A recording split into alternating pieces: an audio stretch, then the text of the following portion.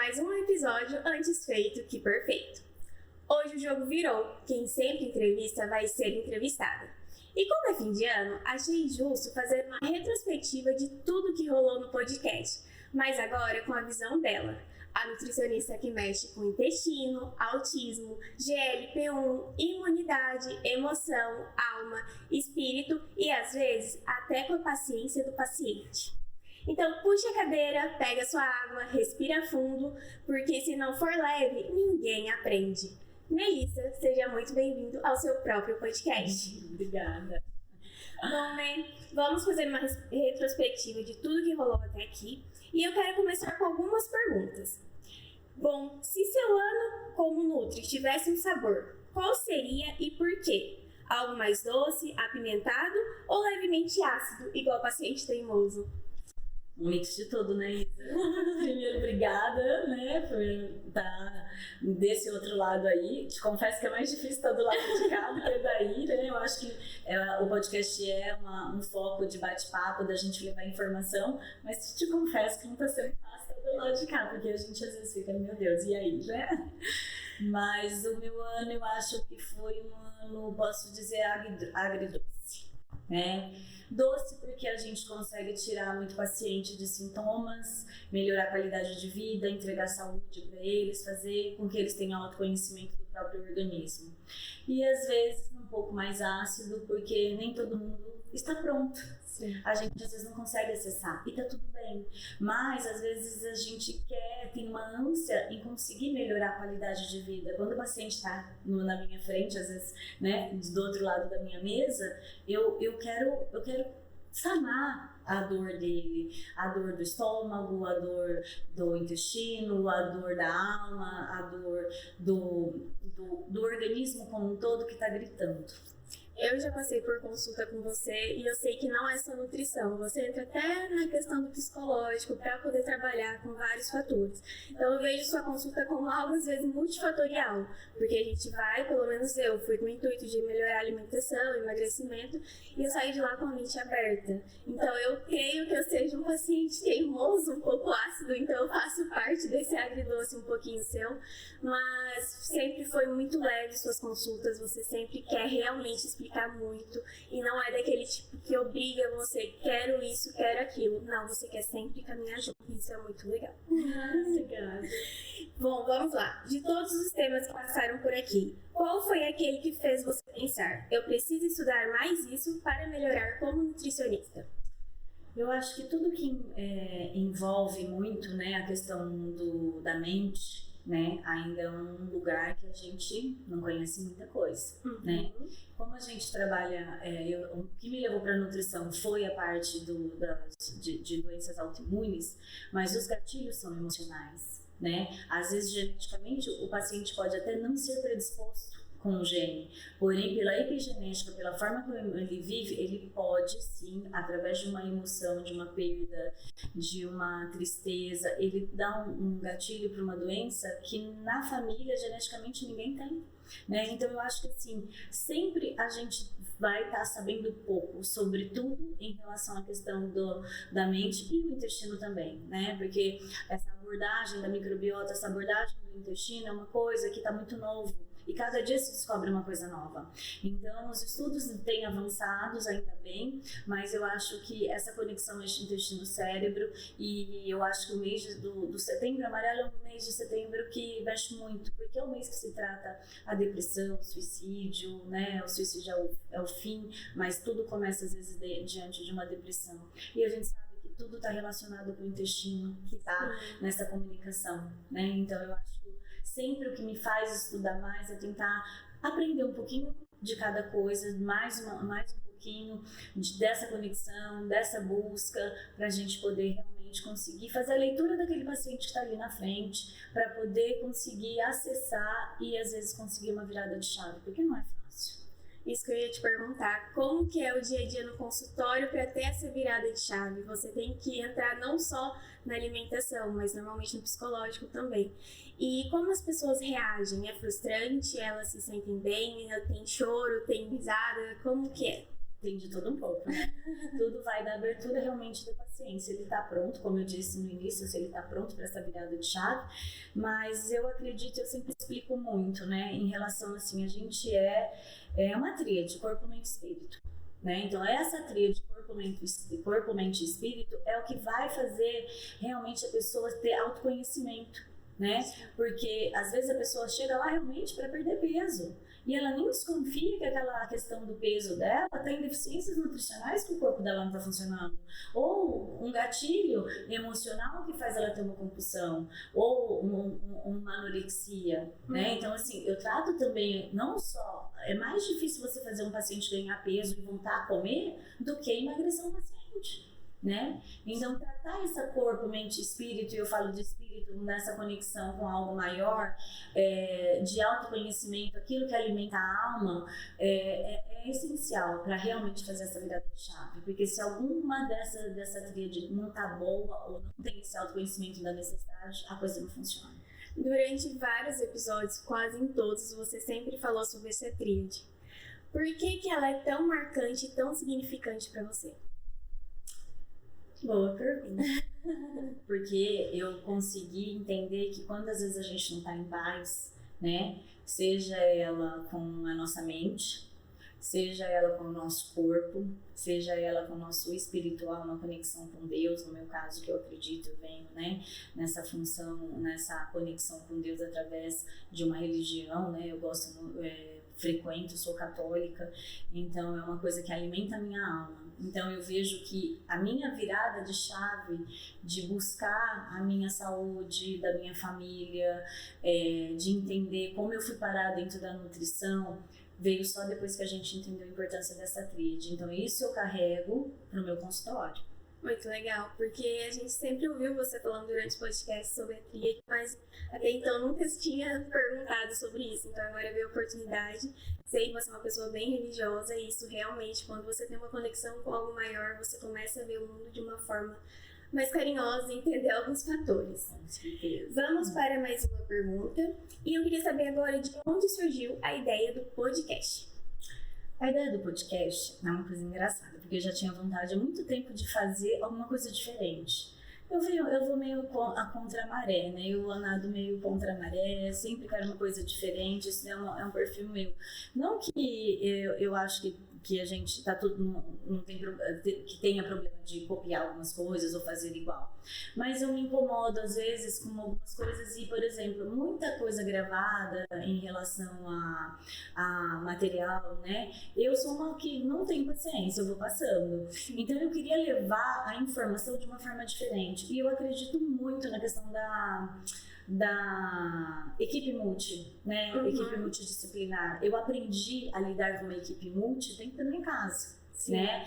E já vinha há algum tempo me incomodando, desde o ano passado, e aí acho que mais ou menos em fevereiro, março, eu tava voltando, eu tava até sozinha viajando, aliás, eu tava eu e a Melzinha, e eu ouvi um podcast de alguém e falando, tira as suas ideias da sua cabeça, começa a fazer aquilo que você tem vontade.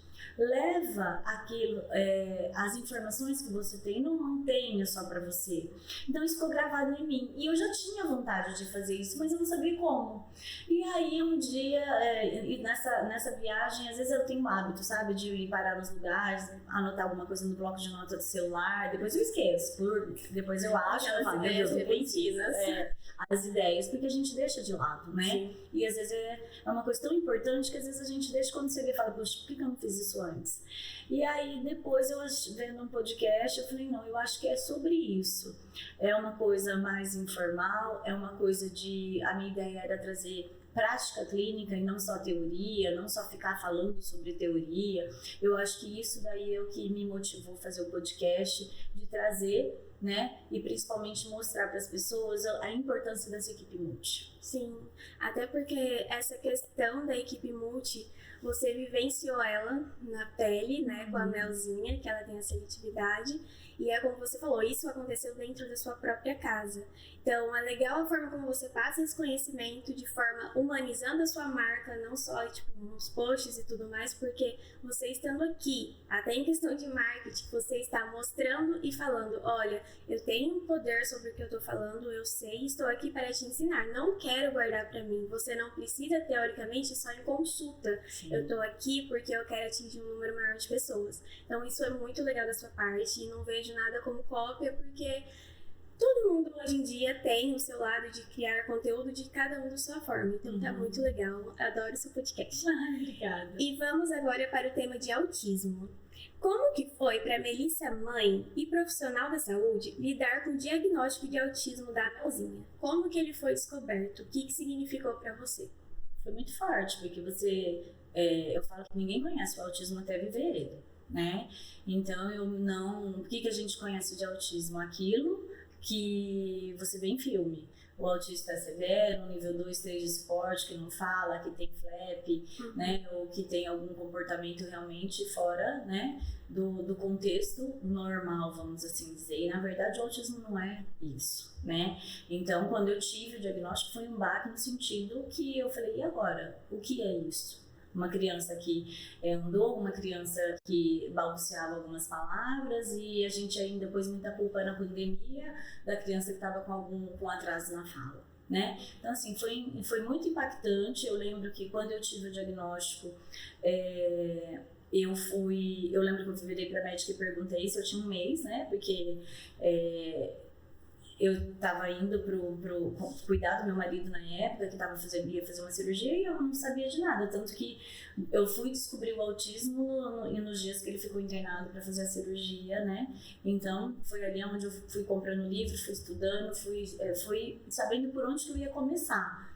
E daí a gente foi tratando dentro daquilo que tem dentro do tradicional, mas para variar eu fui fora da curva, né? Eu não fui pro Abra, eu fui pro Denver, eu fui atrás de outros mecanismos de não deixar uma criança robótica e tratar essa seletividade, porque de repente ela aconteceu, né? E é sobre isso, às vezes as coisas acontecem e você não sabe da onde. E a ideia é não perguntar por quê, é para quê. E cada vez mais eu aprendo com a Melzinha. Cada dia mais eu vejo o que é realmente importante. E comemoro as pequenas conquistas. Então, assim, foi muito impacto, mas me tornou um ser humano muito melhor também, com certeza. Você fala da Melzinha nessa questão do seu olho brilha. E é muito bonito ver isso, porque você, como mãe, se dispôs a até buscar tratamentos para fora. Não só em Três Lagoas, você não ficou fechada aqui. É igual você falou, você foi fora da curva buscando coisas diferentes e não tradicionais. Porque, com certeza, isso ajudou em toda a questão da evolução da Melzinha. É muito bonito ver ela hoje tem toda a questão que ela tem, a educação dela, muito bonitinha, sempre boazinha. Então, eu vejo ela muito com a Maju. E assim, você sempre procurou não tirar ela do mundo normal, e se inserir no mundo normal. Porque não é a seletividade que muitos querem que apareça. Porque fala assim, é diferente, não vamos excluir. Não pode excluir, você tem que inserir. Sim. Então é muito legal isso que você faz com ela. Eu sempre admirei bastante a sua força, a sua garra por poder sempre querer fazer mais com ela. Vamos para a próxima. Seletividade alimentar é só uma fase ou pode ser um sinal importante no autismo? É muito importante, tá? Por quê? Falando do eixo intestino-cérebro, uma criança que não come de tudo, que não tem uma diversidade, não cuida dessa microbiota, não vai desinflamar o cérebro, tá? Então é uma das coisas mais importantes que tem dentro do TEA é cuidar dessa seletividade alimentar. Eu já cheguei a pegar crianças comendo só 3 alimentos da mesma cor, porque alguns têm dificuldade com textura, alguns com cheiro, alguns com cores. Então vai dar essa neuroinflamação onde está impactando, né? Sim. Então, a Mel mesmo foi uma criança que até 1 ano e pouco ela comia de tudo, de repente ela parou, né? Teve um gatilho de um vírus, mas de repente ela parou de comer tudo. Então aqui, uma mãe que não sabia que a filha talvez seria autista e que nutricionista para comer de tudo, foi assim, né? Então, assim, é o que eu falo, a gente nunca pode desistir. A seletividade vai trazendo com que a criança tenha mais nutrientes. Nós somos feitos de células. Nós precisamos nutrir as células. A natureza é tão perfeita que ela entrega os alimentos coloridos. Então, cada alimento, cada cor de alimento tem um nutriente. Então, é importante, de alguma forma, para o ser humano comer de tudo. Então, aquilo sempre foi muito, muito difícil para mim. Nós caminhamos muito nisso, nesse tempo. Aí eu brinco assim, quando o paciente chega, eu falo, calma, 4 anos eu joguei muita comida fora, né? E agora a gente está conseguindo que ela experimente, que ela coma, que ela melhorou, né? E tá cada dia mais fácil. A gente nunca sabe como cada criança vai responder, mas no caso da Mel, o que eu vejo assim, a persistência, a insistência e trazer ela para o alimento, porque é bom, a qualidade fez toda a diferença. Não é fácil. Porque todo mundo fala, hoje as pessoas são cada dia mais corridas, menos tempo de fazer comida, né? Menos tempo então às vezes é uma marmita, é uma comida pronta ali e é muito triste você jogar comida fora. Eu detesto jogar comida fora. E por muito tempo eu joguei muita comida fora, porque eu fazia o prato e ela não comia. Mas eu nunca deixei de insistir. Então, assim, hoje eu tenho grandes ganhos dela, porque eu falo que a gente nunca desiste, não pode desistir. E às vezes até essa questão de tentar fazer insistência dela comer, muitos pais acabam falando assim, não quer uma fruta, não quer o arroz, feijão e a carne, tudo bem, vamos dar um salgadinho que é mais gostoso. Isso com certeza acaba piorando a questão da inflamação do intestino, cérebro e tudo vai sendo ligado, né? Então, a importância da nutrição também vejo que tá nesse lado. Pra você, pra Mel, você sempre, até como uma dona de padaria que sempre teve um pãozinho gostoso ali do lado, falar, não, isso aqui eu sei, dói em mim não deixar minha filha comer algo assim, mas eu sei que é pro bem dela. Então, isso te dói muito mesmo? É difícil? Ou você hoje já consegue numa boa? Hoje eu já consigo numa boa. E hoje eu vejo que, assim, como a gente caminhou muito bem nessa neuroinflamação, de desinflamar, de melhorar da qualidade do organismo dela responder muito bem, né? Através, claro, que se não comia, tinha que suplementar, não tem o que fazer, se não come, tem que suplementar. E a gente teve muitos ganhos, né? Então, hoje eu tenho mais leveza nisso, mas por muito tempo eu não entrei com ela na padaria, e eu moro em cima. Então, eu passava por fora porque ela chorava por um pãozinho. Você entendeu? Eu tenho foto dela pequenininha, com um pãozinho na mão. E é uma delícia, é quentinho, é gostoso. É o que eu falo, eu levanto mais cedo todos os dias para fazer o lanche dela, sendo que eu podia pegar tudo pronto ali na padaria. Então, assim, mas é muito grandioso ver a evolução dela. E saber que tudo dentro do que eu estudo, cientificamente comprovado, faz a diferença no organismo dela. Hoje a gente vai buscando alternativas e tem dia que tá tudo bem. Então, por exemplo, eu privo ela às vezes em casa, mas o dia que ela vai numa festinha, num aniversário, ela vai comer um brigadeiro. Nós temos combinado, ela senta, pega 2 brigadeirinhos e come. Ela vai comer o lanchinho ou o pãozinho, aquilo que ela quer, e tá tudo bem sem terrorismo nutricional, mas eu vou ensinando ela todos os dias, minha filha, isso não faz bem pra sua barriguinha. Entendeu? E a gente vai, com leveza. E às vezes a pessoa não tem paciência de ensinar a criança a comer, ou de oferecer, ou de, né? É isso, eu falo assim que tudo tem que ter muita dedicação e muito amor. E paciência, né? E paciência, não tem jeito.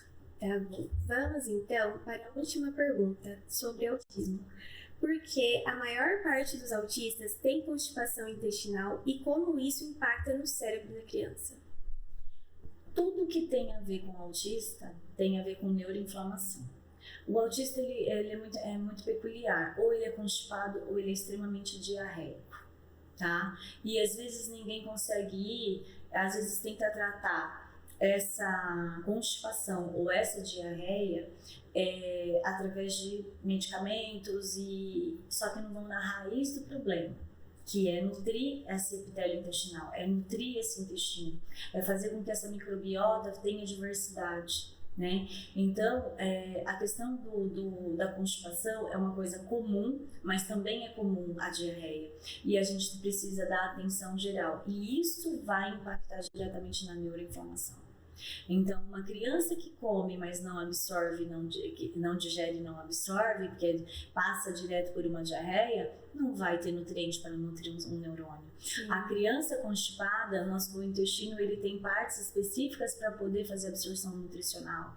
Então, você põe um suco de laranja, 15 minutos dele espremido, ele já está oxidado.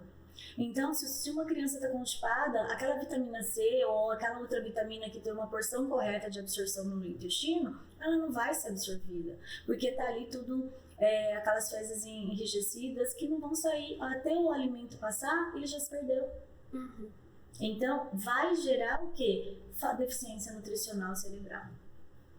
Isso impacta diretamente não só na questão do desenvolvimento, mas também na qualidade de vida, não só para autistas, mas seres humanos normais, nós normais, porque o intestino preso altera o humor, altera tudo, até o sabor às vezes do alimento. Então, imagino que isso realmente é ruim, não só para eles, mas como para nós também. Para todo mundo, porque se você procurar no dicionário o termo enfesado, é de gente mal-humorada, a gente pensa enfesado, né? É cheio de fezes.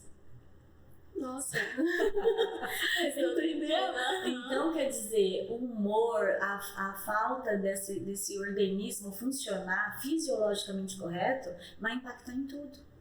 E a neuroinflamação não acontece só no autista, acontece em todo mundo, né? E às vezes a gente não consegue ver. Você vê que hoje a gente tem vários pacientes que, em todas as patologias, que tem algum problema intestinal.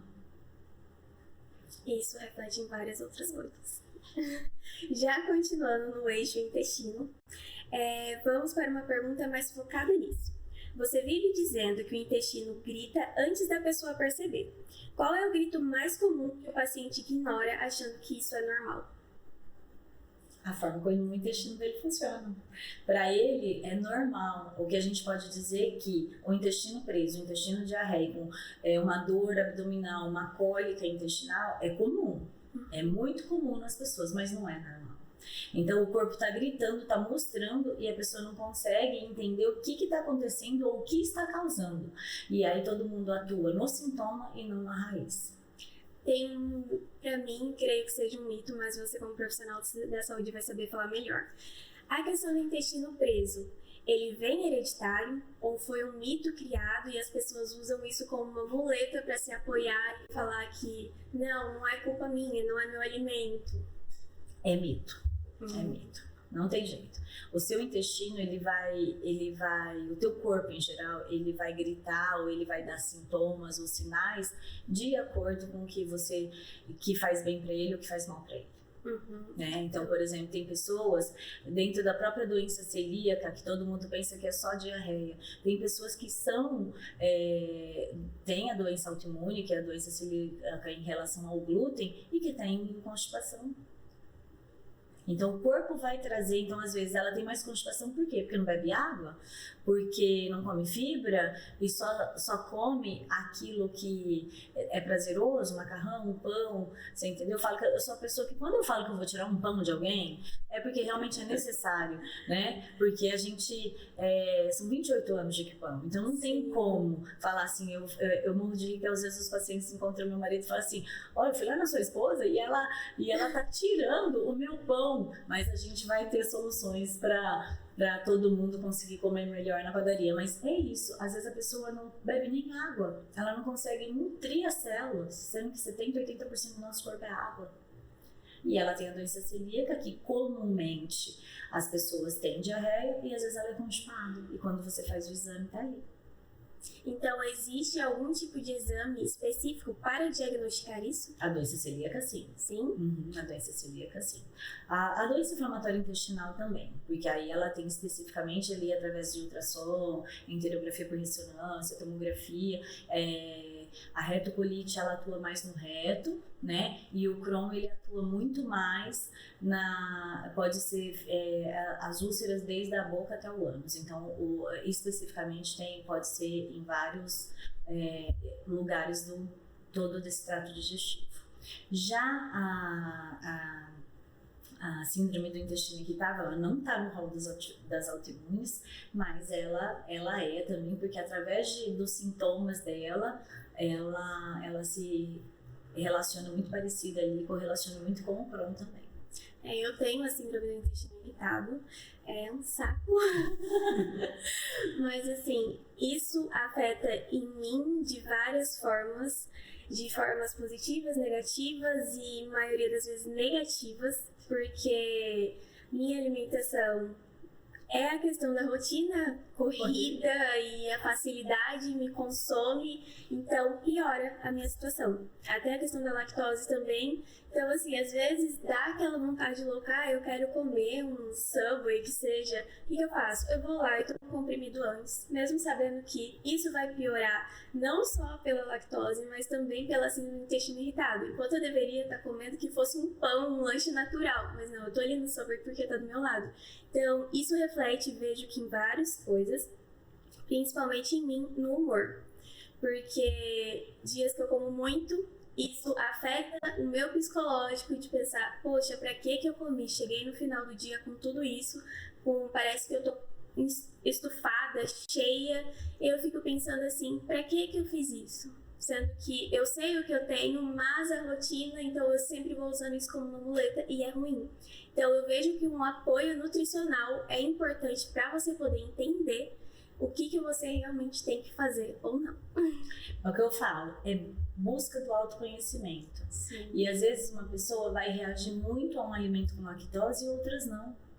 E não é porque ela não é intolerante. Às vezes, qualquer alimento inflamatório, para quem tem qualquer síndrome intestinal, vai ser inflamatório e vai ser ruim. Mas o mecanismo de ação para cada pessoa é diferente. Por isso que não pode ter protocolo. Por isso que tem que ser individualizado. Por isso que eu sempre levo o paciente a falar assim, ó... O que você comeu? O que te distendeu? O que te deu azia? O que queimou seu estômago? Né? O que você sentiu um refluxo? O que gerou mais gases? Ou o que foi o gatilho? Já come e dá diarreia. Então, é isso que eu falo. A gente precisa levar o paciente a ter autoconhecimento. Porque, às vezes, não é só apagar aquele incêndio. Você entendeu? É trazer e falar assim, vale a pena eu ficar 2, 3 dias com diarreia ou com dor? Por conta disso, o que eu posso substituir isso que é prazeroso também? Organização. Então, assim, o meu apoio não vai só entregar o que você pode e o que não pode comer. É conseguir, junto com você, modular a sua rotina diária. Nem que seja uma vez na semana, a gente conseguir organizar tudo isso para você conseguir passar uma semana bem. E tá tudo bem, não pode ser culpado. Eu também tenho a regra do 90-10, o 80-20. Né? Não vai ser 20% mal feito que vai acabar com tudo, desde que você crie uma tolerância também, que a sua imunidade dê conta de lutar isso, te defender disso quando acontecer do alimento que não te faz tão bem, cair no seu organismo. Já tem que ter a casa preparada para poder receber algo ruim, então não fica tão ruim. É difícil ter essa casa preparada para muitas pessoas, eu creio, mas é legal também, como você falou, seu acompanhamento, às vezes uma vez na semana, preparar tudo, e eu vejo que você é muito acessível.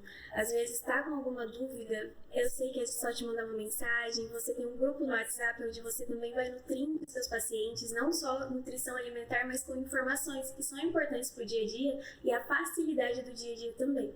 Então eu vejo isso também como uma forma bem importante e legal, que você leva a nutrição de forma mais simples para todos. Ah, que bom. E o que eu falo para todo mundo, né? Às vezes o paciente passou 1, 2 consultas, depois por não ter virado a chave, não continuou e tá tudo bem.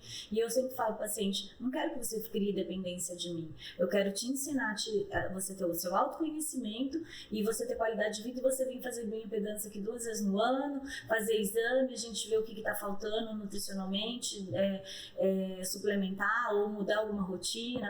As meninas que estão entrando aí no 40 a mais, a gente dá uma olhada aí nessa perimenopausa. Então eu sempre falo, não tá aqui, mas não saiam do grupo, porque o grupo vai estar sempre alimentado daquilo que eu acho importante, que eu acho que para o meu paciente, que seja você vê quantas pessoas tem lá naquele grupo, que seja para alguém vai servir alguma coisa, às vezes não é nem para ele o paciente, mas para a mãe dele, para o sobrinho, para o tio, para o irmão. Aquele grupo eu falo que é uma outra forma que eu tenho já há bastante tempo de levar informação. É bem importante isso. Queria ter a proximidade, né, com o seu público, com os seus pacientes. Bom, no episódio de maio, você falou sobre o bolo da avó, que não é mais bolo da avó. Qual é o alimento com cara de inocente, mas que deixa o intestino completamente irritado? O que você vê hoje de mais comum? Porque essa questão do bolo da avó é que antigamente a avó fazia com todo aquele carinho, mas hoje tudo é adulterado, tudo tem muita questão da industrialização. Então, o que hoje você vê mais como um vilão? Ultraprocessado em geral. Tudo que é, por exemplo, com cara de saudável, né? Barrinha fit, barrinha de proteína, tudo que é muito transformado, infelizmente, é o que faz mais mal. O excesso de açúcar, às vezes o açúcar ele é colocado ali no alimento como não escrito como açúcar, como maltodextrina, como outros tipos de, né, alimentos que realmente vão impactar diretamente nesse intestino, nesse organismo, e tem cara de super saudável.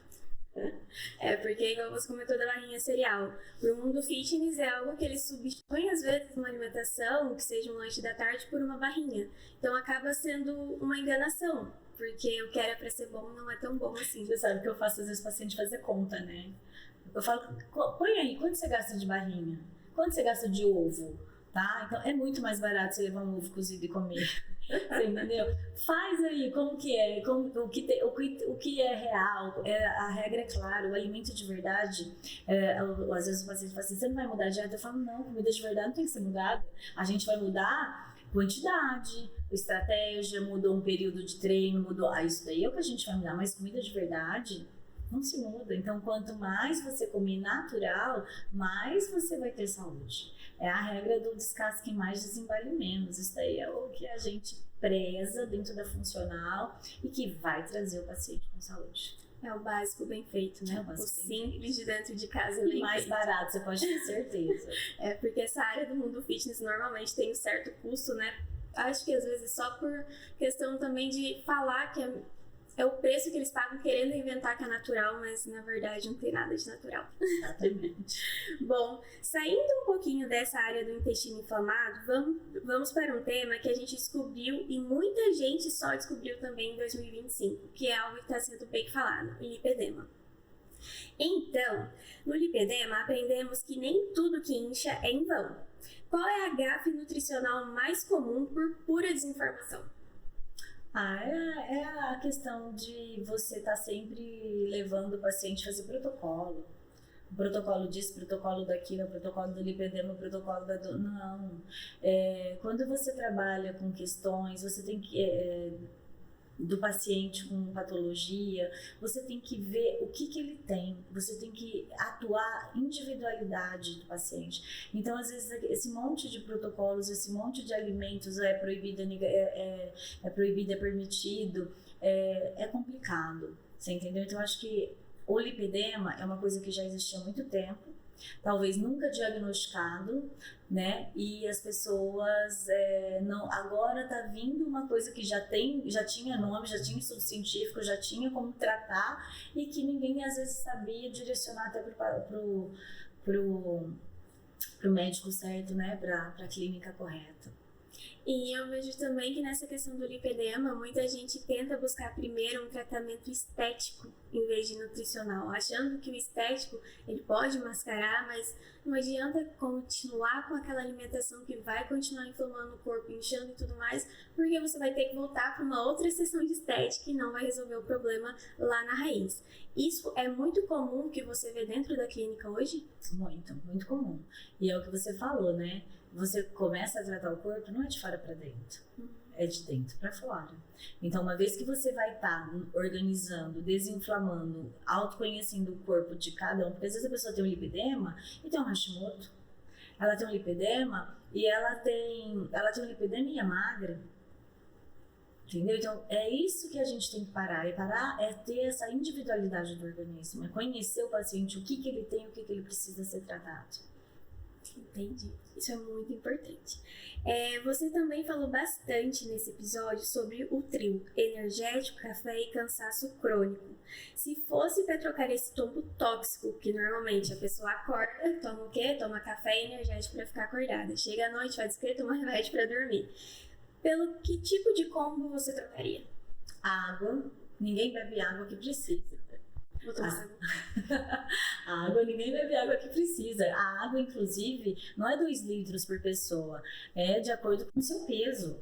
Tá? Você calcula a sua água individualizada, por isso que eu falo, detesto protocolos, né? A gente tem que saber qual que é a sua necessidade, qual que é o seu ritmo de vida, qual que é a hora que você acorda, como que você dorme, qual que é a hora que você trabalha, qual que é a hora que você treina, né? Você não pode chegar e tomar 2 litros de água e vai impactar no seu sono. E vai acordar para fazer xixi a noite inteira. Então, água e comida de verdade, fruta, verdura e legume, proteína, né? Proteína é uma das coisas mais básicas que as pessoas também não conseguem comer de acordo com a sua necessidade por quilograma de peso.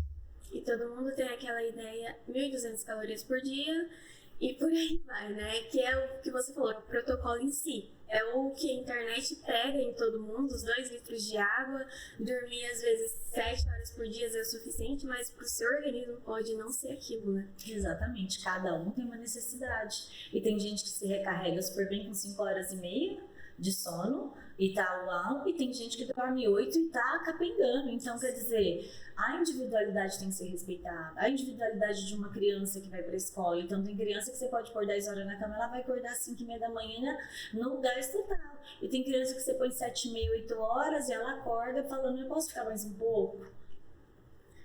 E o pai e a mãe às vezes acaba cedendo, achando que é só uma preguiça e não quer tratar em si o que está lá dentro da raiz, né? Exatamente. E quando a paciente finalmente entende que lipedema não é frescura, qual é a primeira mudança alimentar inicial que ela deve fazer? Eu falo que às vezes não é só o alimento, né? Eu acho que uma das primeiras coisas é você, para você mudar, é começar a buscar o que te faz mal.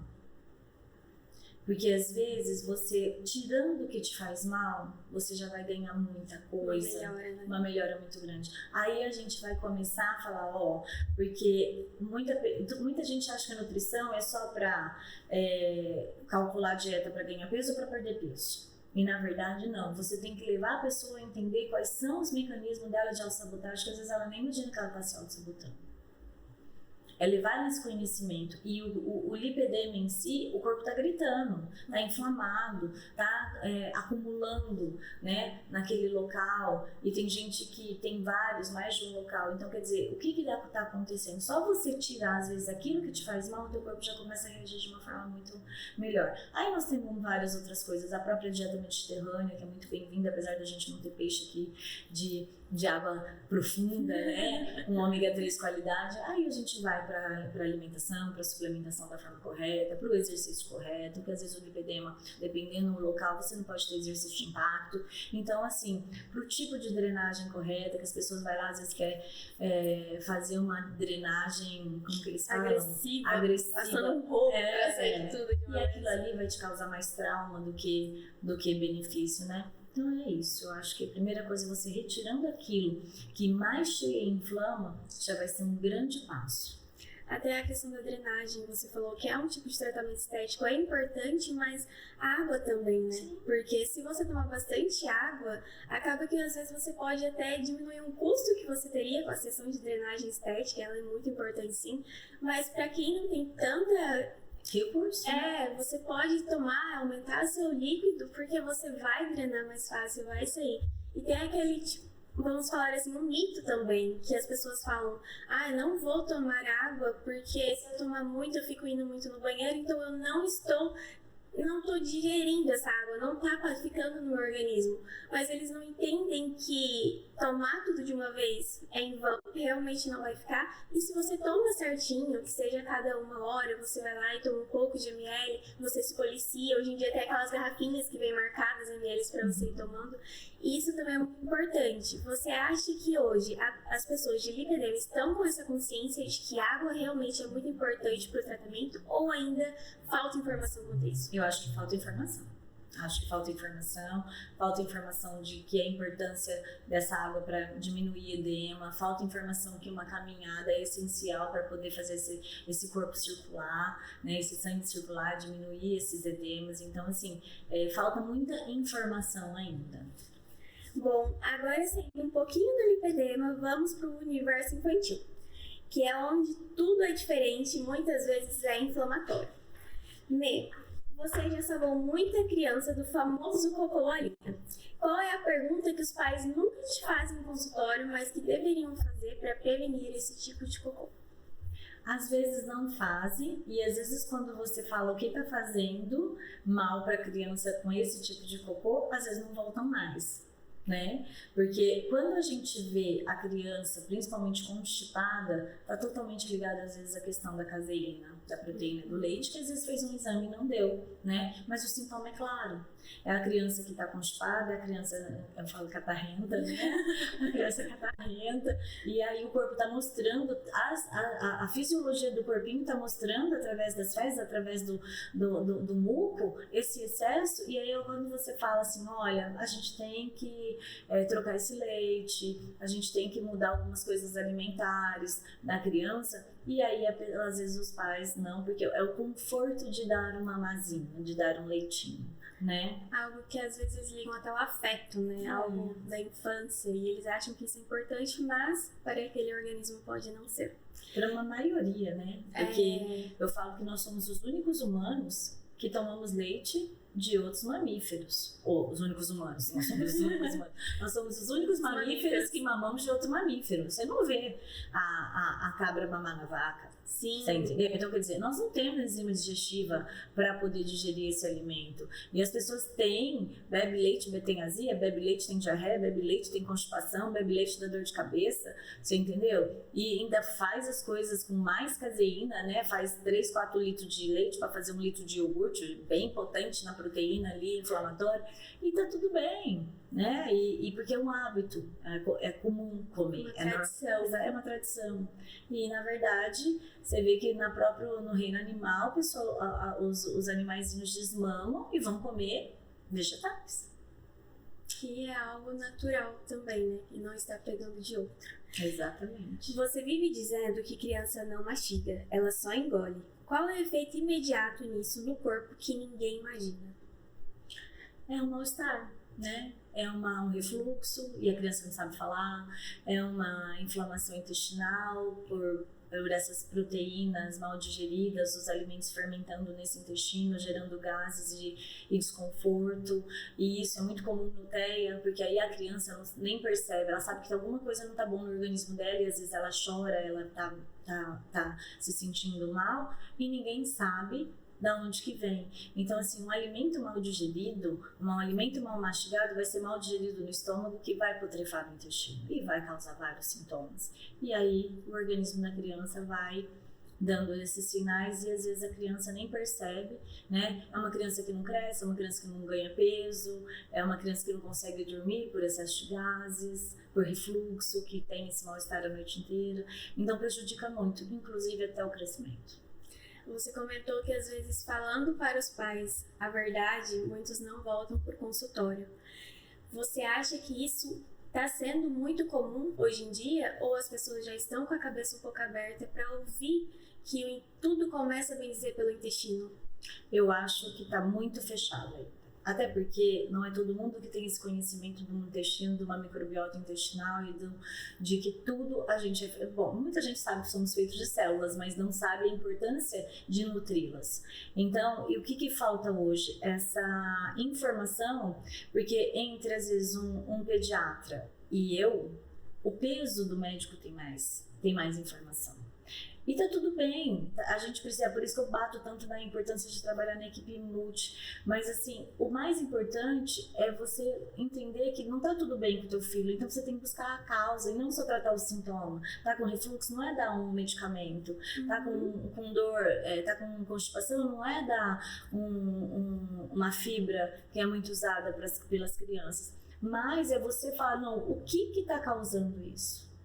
E retirar aquilo que não faz bem. Aí você está tratando a raiz do problema. E às vezes é difícil falar para os pais, olha, deixa de dar o leite por questão cultural, vamos tentar investir em algum outro tipo de alimento, porque eles têm a crença antiga, né? Não, mas eu tomei, o meu filho tem que tomar. E as coisas vão mudando, tudo muda. Sim. E só que eu vejo que é difícil entrar na cabeça dos pais e espero que mude. Espero muito, e eu sei que você faz muito seu papel para isso, porque você quer sempre conscientizar todos que estão em consulta, até aqui no podcast, até em conversa com você, para poder abrir a cabeça de todo mundo. E a fase da Mel com estomatite e seletividade te ensinou o que como mãe e como nutricionista? Qual foi o maior desafio para você? A seletividade é o que impacta, né? Como eu disse no início, você ser nutricionista, sua filha parar de comer tudo, né? E a seletividade veio no meu ponto de vista de tudo que eu conheço, do que eu busquei na minha mente recordar. A estomatite foi o gatilho da seletividade, porque a criança fica cheia de feridinhas e tudo aquilo que ela vai comer dói. Então, às vezes, ela cria aquela resistência do alimento porque dói. Então, ela fica com aquela memória ruim do alimento, né? Então, assim, como nutricionista, persistir, tentar de outras formas. A Mel mamou na mamadeira até 7 anos. A gente veio combinado que quando ela fizesse 7 anos, a gente ia mudar, ia sair da mamadeira pro copo. Deixou de mamar. Mas dentro disso, é o que eu falo do leite feito que perfeito, né? Não comia fruta, mas nesse leite vegetal que ela tomava, ia todas as frutas. Ia a aveia, ia o alimento para nutrir ela. Não da forma correta, mas assim, eu busquei um mecanismo para poder nutrir ela dentro daquilo que era possível. Ia abacate, ia banana, ia tudo dentro daquilo para poder conseguir que ela comesse. Ela não comia da forma normal, funcional, vamos assim dizer, natural, fisiológico, mas ela estava ali com o mamazinho dela extremamente nutrido. Isso que você falou também, às vezes, é bem importante para crianças, né? Porque, às vezes a criança não gosta de morango. Mas na hora que ela tá ali tomando o leite dela, ela não tem que saber que tem um morango na hora que bate ali. Então, é algo que não vejo que não só a equipe multidisciplinar e principalmente os médicos podem ensinar, mas tinha que ser algo tradicional dos pais quererem buscar esse tipo de enriquecimento alimentar desde o início. Muita gente deixa assim, não quer, não come. Eu fui criada assim. Não, Isa, não quero, não come, não gosto de alface, tá tudo bem, não come salgadinho, come o que você quiser. Então, isso afeta não só o desenvolvimento da criança, desde o intestino, o cérebro, e o que você mais percebe hoje, que é essa alimentação totalmente errada, dessa nova era que está vindo, cada vez mais tecnológica, vem fazendo com que o desenvolvimento seja cada vez pior. A falta de crescimento. Eu peguei um paciente, ele tá comigo mais ou menos desde janeiro, fevereiro do começo do ano. E em 6 meses ele cresceu 6 centímetros. Em 6 meses ele cresceu 8 centímetros. Ele passou comigo agora, tinha ficado uns 2 meses sem passar, passou agora, ele cresceu mais 2. Então, quando você tira o que inflama, e às vezes você nem tem colocado tanto alimento, mas você só de tirar o mecanismo do organismo vai se equilibrando e vai funcionando, né? Então, assim, o crescimento, a própria pele. Então, tem muita gente que tem muita dermatite e trata a dermatite. Dermatite atópica, é só um corticoidezinho, um anti-inflamatório ali, tá tudo bem. Não, você precisa trabalhar lá na raiz. E isso, às vezes, gera um monte de conflito para a criança. Né, vergonha da pele, né, cheia de feridinha, aquela coceira que incomoda, porque eu falo que a coceira da dermatite ela vem de dentro você, né? Então acho que assim a gente precisa realmente ter esse olhar para ir na raiz. Buscar essa raiz de dentro para fora. Somos feitos de célula, nós temos que nutrir essa célula e o que faz bem para mim não faz bem para você. E um salgadinho, uma bobeira, você vai dar um alimento conforto para aquela criança, mas existe a fome oculta. A criança tá com a barriga cheia, mas cheia de fome. Porque o corpo precisa crescer, a mente precisa pensar, você não nutre esses neurônios. Uma das coisas que mais ninguém imagina, as crianças são muito deficientes de ferro. Algumas eu tenho pegado assim com níveis de triglicérides altíssimos. Então, quer dizer, o que vai ser daqui quando tiver 14, 15 anos? E esses tipos de doença, de deficiências nutricionais, era comum antigamente em pessoas mais velhas, e não em crianças, né? Exatamente. E tá muito comum agora. Bom, Mê, indo para agosto, você falou sobre um tema, que nutrição é amor. O que significa essa frase para você? Por que você classifica que ela é amor? Nutrição é amor porque eu falo que a gente já nasce comendo, né? Nasce, a primeira coisa que o bebê faz é ser amamentado. Então eu falo que nutrição é amor porque o alimento está totalmente ligado na questão do afeto, de mãe para filho, né? Eu falo que, igual a gente falou de casa de vó é almoço de domingo, é mesa farta, né? E quando você lida com isso, hoje a gente vê que ou é tudo ou nada, né? Ou é muita restrição ou é muita fartura, é muito excesso. E a gente precisa do equilíbrio de tudo isso, mas o amor vem a partir desse momento do que eu falo que é da amamentação. Foi o amor que te fez querer a nutrição? Foi. A minha primeira formação é direito, né? Uhum. E aí depois eu fui para o lado empresarial, enfim. Sempre trabalhei na padaria, na nossa empresa. E diante de ver o meu marido com uma autoimune, na verdade ele tem duas, foi aonde eu falei, não vou, eu não concordo com o método tradicional de tratamento dessa doença. E aí foi onde um dia eu vi uma aula de uma nutricionista, a doida foi para dentro do De um curso de nutrição? De curso de nutrição, não. Eu fui para um congresso de doença autoimune, de doença inflamatória intestinal. Como eu tinha uma formação, eu consegui fazer a inscrição. Eu tenho certeza que eu era, tirando a moça de certo que punha lá o repor os coffee break, era a única que não era médica, entendeu? E um dia eu vi uma nutricionista dar uma aula num desses congressos, fui uns 3 ou 4 desses congressos internacionais, que inclusive foi onde eu conheci a médica do meu marido, que cuida dele até hoje. Ela era a presidente, né, da ABCD da época, e uma pessoa maravilhosa, e foi aonde eu vi uma nutricionista falar como conseguir entrar em remissão à doença. Só que não é fácil. Sim. Porque você tem que tirar todos os alimentos inflamatórios.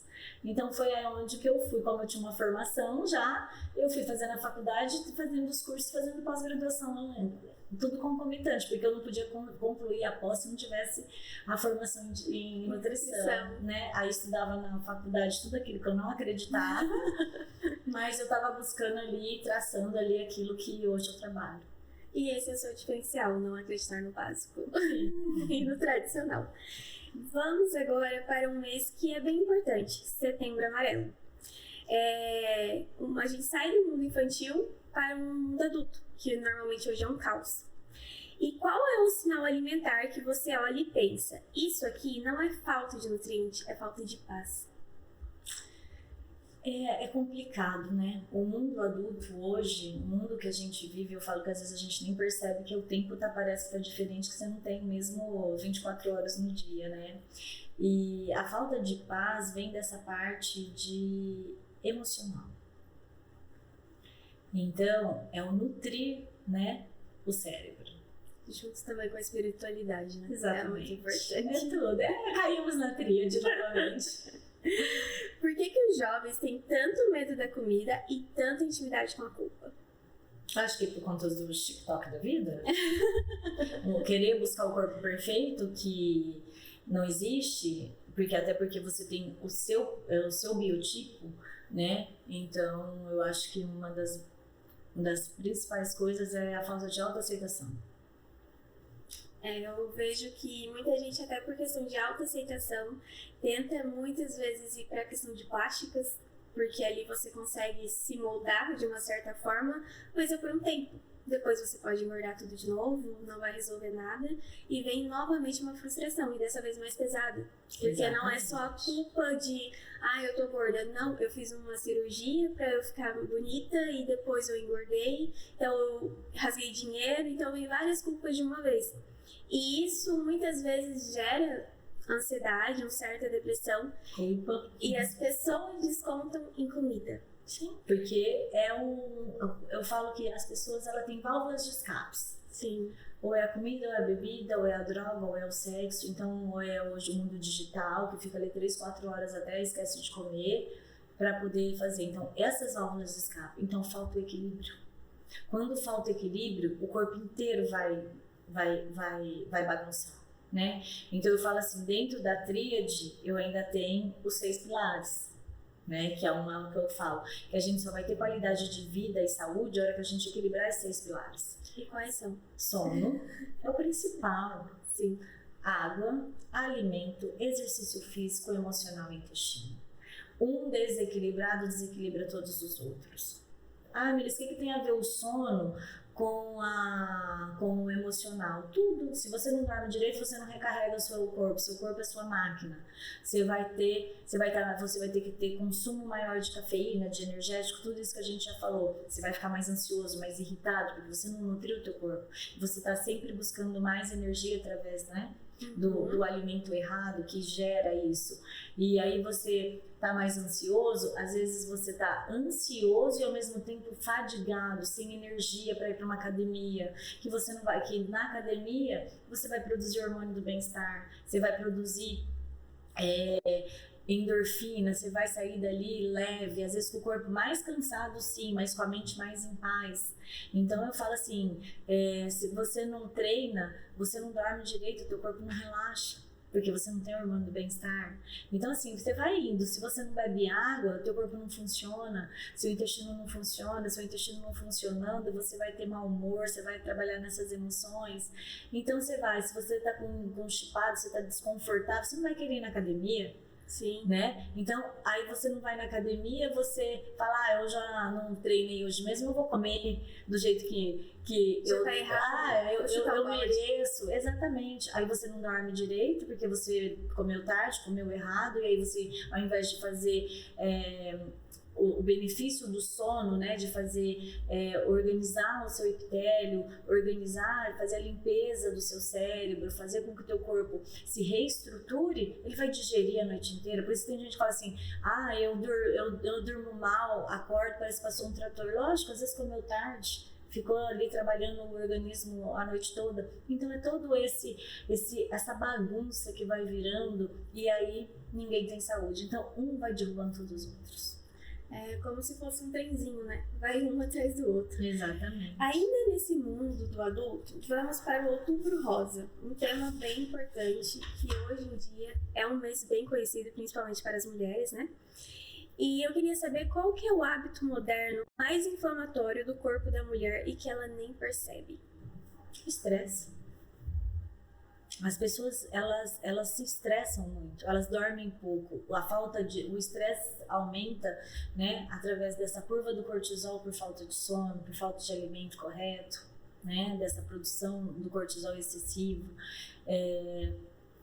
o alimento em si, da escolha que você vai escolher, geralmente são coisas rápidas, porque você está sempre cansada, atrasada, e aí você vai escolher o alimento que está mais fácil, né? Uhum. É o que eu falo assim, todo mundo fala assim, mas eu preciso durante os lanches, não adianta querer eu preciso alguma coisa pronta, né? E a pessoa não para, às vezes, para comer, né? Ela não mastiga, ela não sente o sabor, ela não vive aquele momento alimentar. Come na frente do computador, do celular. Do celular. E aí, isso tudo vai inflamando o corpo, né? E você vai virando essa simbiose. E o corpo vai pagar um preço, tem hora. Mais cedo ou mais tarde vai chegar essa conta. E existe algum padrão alimentar que você olha e pensa, isso aqui deixa o terreno perfeito para a questão do tumor aparecer? Pensando no Outubro Rosa? Pensando no Outubro Rosa, sim. Açúcar, né? O que alimenta tumor é açúcar. Né? A gente pensa que açúcar a gente só tem no doce, né? No brigadeiro, no sorvete, na rosquinha. Não, no açúcar em geral, né? Até o molho de tomate pronto que a gente compra no mercado tem açúcar, ninguém imagina. O açúcar na massa, a massa vai virando, o macarrão vai virando açúcar, o pão vira açúcar. Então assim, quando a gente tem essa predisposição, a gente tem que ter mais conhecimento ainda, saber se realmente é genético ou não. E o açúcar sempre é o que mais inflama tudo. É viciante. É o mais gostoso. É prazeroso, né? Mas é onde a gente fala, tem que ter o equilíbrio. Um pouco tudo bem, mas não muito. E agora nós vamos para o assunto talvez mais falado do ano, mais polêmico e o mais pedido. O GLP-1, a molécula que virou celebridade em 2025. Qual é a expectativa mais maluca que chega para você no consultório sobre essa famosa caneta que veio como uma revolução pelo emagrecimento? Mas sabe o que eu acho mais absurdo? A pessoa que quer perder 3, 4 quilos, 5 quilos com a caneta. Isso pra mim é o... Porque é mais fácil. Tudo bem. Mais prático. É mais prático. Mas e o que é fisiológico? O que falta para você se autoconhecer? Que busca de perfeição é essa? O que você quer para a sua saúde? Como você se vê daqui a 10 anos? Porque, infelizmente, tudo tem um rebote. Sim. E 5 quilos é muito pouco, às vezes. Consegue com a alimentação. Exatamente. Você consegue mudando o estilo de vida em 2, 3 meses, assim, sem restrições absurdas. Então você fala, diria pelo menos que a caneta é sim um bom aliado, mas para quem realmente tem um sobrepeso e não por questão estética, eu quero tomar agora porque eu tô 5 quilos acima do peso e eu sei que se eu tomar eu vou perder em um mês e para que eu vou sofrer? Então você acha que realmente ela é uma boa aliada, mas na questão da obesidade mesmo. Sim, ela é uma excelente aliada. E não só na obesidade, tá? Porque eu tenho pacientes que usam ela sem ser obesos, mas por resistência insulínica, para diabetes. Então ela faz essa função. E aí são pacientes que têm que ser muito bem assistidos para não perder muita massa magra e não perder muito peso, porque às vezes eles não são obesos. Uhum. Então todo o medicamento, ele é muito bem... tem muito bom resultado, um excelente aliado, desde que ele seja bem prescrito, com quem, com onde e como você vai dar esse suporte pro paciente, manter sua massa magra, manter sua parte, a conta vai chegar na parte óssea daqui 10 anos, 5 anos, 10 anos. Né? Ninguém fala, a alopecia já chegou, o que eu tô atendendo de paciente, que o cabelo tá pulando, não tá nem caindo, tá pulando, já chegou. Então, quer dizer, tudo isso tem que ser muito bem estruturado, mas que a molécula veio para revolucionar, inclusive câncer, não tem o que dizer. Hoje, os únicos estudos que a gente não tem benefício ainda é no câncer renal, pelo excesso de proteína que às vezes é eliminado. Mas ela é um excelente aliado, desde que bem aplicado, e não só para fins estéticos. Nada para fins estéticos, né, acaba sendo bom quando vem de medicamento que tem uma função. Porque depois você não funciona, né? A longo prazo. Porque você toma, vai inibir sua fome, mas e daqui a pouco? Quando acaba tudo. Eu mesma já usei bastante caneta. E o maior erro que eu vi que eu fiz foi o não fazer o famoso desmame. Porque assim, começava, emagrecia, ótimo, super legal. A hora que eu vejo que eu tô ok, eu penso assim, não vou voltar no médico, já tá tudo bem, vou parar aqui mesmo. E eu acho que isso é o maior erro de todos os tipos de paciente, porque acha que entende, acha que o Google, o ChatGPT tá ali para responder ele, mas não tem o conhecimento, principalmente se fora da curva que você tem, que é onde você consegue ir além, não o tradicional. Você vê muita gente fazendo isso. É muito comum para você, e uma coisa que você falou que eu achei muito interessante é você não quer o paciente para você pro resto da vida, que eu vejo que isso também é um mito que todo mundo fala assim, eu não vou na nutricionista, pra quê? Eu vou ficar indo lá todo mês, ela quer, eu vou ficar indo lá até quando? Que seja por plano particular, que seja pelo SUS. As pessoas não dão muito valor a isso e acham que vão ser presas. Por que você fala e como você convence também esse paciente de que você está fazendo uso de medicamento, você precisa de mim, mas você também tem que caminhar com as próprias pernas? Porque para caminhar com as próprias pernas, você tem que ter autoconhecimento, saber o que te faz bem, o que te faz mal, o que é os seus gatilhos de compulsão alimentar ou como que você vai. E falando da caneta em si, como qualquer outro medicamento, como você disse do desmame, além do desmame, é mudar o estilo de vida. Não adianta você usar a caneta se você não aprendeu a comer da forma correta, a respeitar teu corpo, né? Então é o que eu falo assim, é fácil? Claro que não. Tem função? Muitas, mas é fazer a coisa certa, comer direito, aprender a treinar, aprender a gostar de um exercício, fazer a escolha na hora certa do desmame, porque emagrecer é fácil, o mais difícil é manter. E é mais difícil você fazer um paciente anorexo ganhar peso do que um paciente gordinho emagrecer. Isso é fato, mas o manter é o mais difícil. Então, quando a pessoa emagrece, é o que eu falo que eu não acredito em dieta. Dieta tem prazo. Sim. Ou você deu conta, chegou lá, emagreceu e mete o pé nela e depois fala, depois eu vou viver minha vida alucinadamente comendo tudo que eu quero, e depois você fala, eu já consegui uma vez, eu consigo várias, e esse set point só vai aumentando cada vez mais, você não consegue retornar. Ou você simplesmente não deu conta da dieta, você muda de nutricionista, muda de médico porque não fez aquilo, e o problema tá no outro e não, né? E eu falo isso porque eu sempre fui, eu tenho uma obesidade, você entendeu? Então assim, nessa era do GLP-1, eu emagreci 14 quilos sem a caneta. Foi 2 quilos aqui, 1 quilo ali, mais 2 ali, aí entrou no platô, aí você vai ali, faz a bike 7 dias na semana, você entendeu? Se mata no spinning. Então, quer dizer, é um mecanismo, mas hoje eu tenho esse autoconhecimento. Tive os gatilhos hormonais, tive que fazer a retirada do útero. Então, assim, você bagunça teu corpo até pela própria natureza, de acordo com o que você vai envelhecendo. Não tem jeito. Mas você tem que ir buscando isso. E não sou contra, de forma alguma.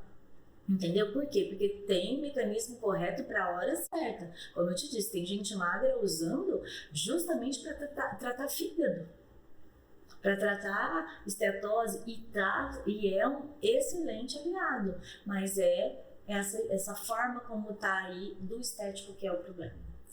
E o que você usaria como mecanismo para fazer com que quem está nos assistindo entenda que nutrição não é algo que é fixo, não é algo que é mensal, mas sim algo que é padronizado para cada pessoa? O que você acha que as pessoas deveriam ouvir para aprender sobre isso?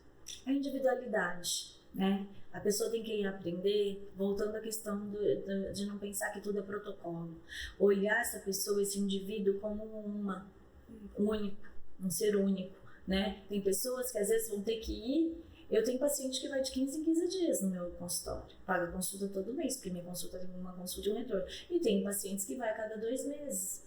E paga consulta a cada 2 meses, porque o retorno ali é dentro de 30 dias e tá tudo certo, o que é combinado, né? Aquilo como eu trabalho. Mas o nosso organismo vai estar trabalhando na individualidade. O programa, o corpo é individual, de acordo com as suas necessidades. Às vezes a gente vai tratar uma coisa e aí a gente resolve 3, 4 antes. Antes não, junto, sim, né?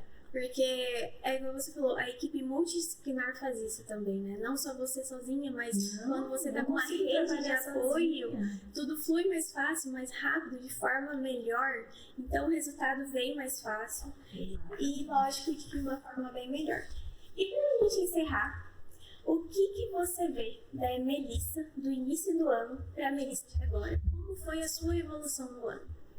A minha evolução no ano é assim, como a gente vai nessa busca, né, de aprender cada vez mais, de atuar nessa individualidade do paciente, eu aprendi muito esse ano. Aprendi muito de acordo com tudo aquilo que a gente foi estudando, porque uma coisa foi linkando a outra. Então, na pós de gastro, a gente vai aprendendo sobre o estroboloma, sobre essa parte, né, dessa inflamação sistêmica, gerando o câncer, que é uma das coisas que está muito em voga, que vai estar gerando essa questão. Tudo pode começar nesse gatilho da obesidade. O câncer pode começar no gatilho dessa obesidade. Então eu falo assim, quanto mais a gente aprende, mais a gente sabe que não sabe nada. Sim. Tá? É isso que eu vejo. E eu vejo que a gente vai vendo que cada vez mais importante é você fazer a individualização do seu paciente. Isso daí cada vez eu me conscientizo mais que eu estou no caminho certo. E para a última pergunta, o que você deixaria de mensagem para quem ainda não é seu paciente, para quem está nos assistindo ou até para quem é o seu paciente para 2026? O que você espera do mundo em 2026 na questão nutricional? Mais autoconhecimento, que a partir do momento que a gente tiver autoconhecimento, a gente tem menos compulsão, ou a gente tem menos estresse, que vai às vezes tirar a fome total, conhecer aquilo que te faz bem, qual é o exercício que te faz bem, dormir, saber qual é a sua quantidade de sono que faz bem, né? E tá tudo bem quando não dá tudo certo, porque a vida não é engessada. A gente tem que saber ter esses altos e baixos e ir lá buscar aquilo que de repente tá melhor, que piorou naquele momento e continuar mantendo aquilo que está melhor e fazendo, buscar o balde, valorizar aquilo que já foi conquistado, né? A minha regra é essa, antes feito que perfeito, não existe perfeição. A gente fazer esse equilíbrio de tudo isso é o que vai fazer o diferencial em 2026, mas tudo com autoconhecimento, buscando ser a sua melhor versão. Romê, muito obrigada pelo bate-papo, muito obrigada pelo espaço no seu podcast. É isso, um ótimo 2026 para nós e com muito autoconhecimento. Amém. Beijo. Obrigada a vocês.